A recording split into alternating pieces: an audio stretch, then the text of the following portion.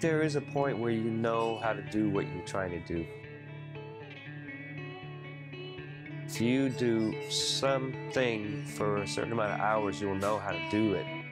But with surfing, I've done that many hours of surfing to be an expert at it. But that doesn't mean that I'm not learning. As far as staying fresh, I think it's also a good thing to keep going surfing when you get after a certain age.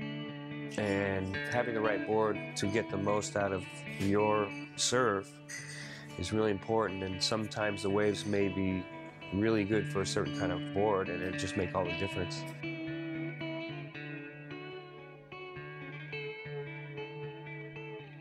With surfing, I think the idea that I like a lot is that, going really fast. If you really have something that you're excited about, share your idea with somebody. It's best to try to have that objectivity, I think.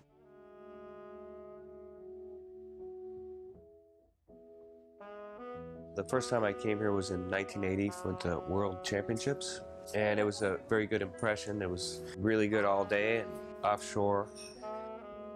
As I was taking some time off tour, I ended up spending that time in France and surfing more all year round. The thing about the winters here is that you could be really lucky and have offshore winds and good waves, but you can also have no surfing conditions at all. And generally, you're limited in the amount of spots that are good, but there's some waves that are really good beach breaks. As a visitor, you see different places, the change in culture, there's a different language, and there's the different kinds of customs. So I have a lot of memories from here, and over time, you catch up with these people that I found to be great friends, and so that makes it really special.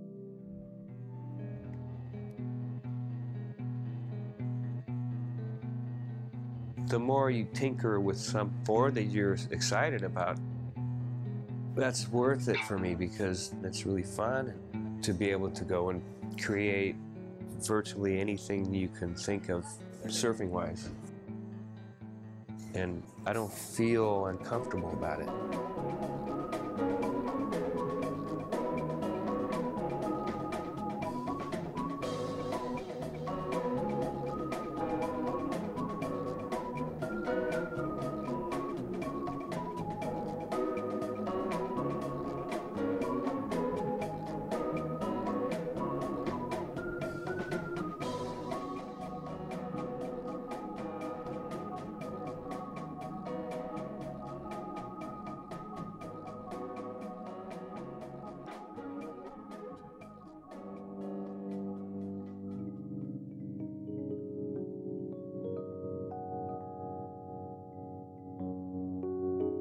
When I look at my elders in the sport that I look up to, I know them. I know everything about these people just because they were there at a certain period. Now I'm starting to accumulate a deeper kind of knowledge of the sport, at least. At the very least, I think surfing nowadays, and there's so much variety between longboarding and shortboarding, and then even with fins, there's so many different kinds of fins. What I like about finless surfing is that if you get in the right situation, it feels like surfing. It doesn't feel like you're sliding out, out of control. As far as doing tricks, I don't have much interest in doing that unless it happens, if like everything kind of happens. The amount of times when you feel like everything's working are a lot less than on a normal 3-fin board, I suppose. I'm not an expert at it, but I'm getting closer, so that for me is really, rewarding.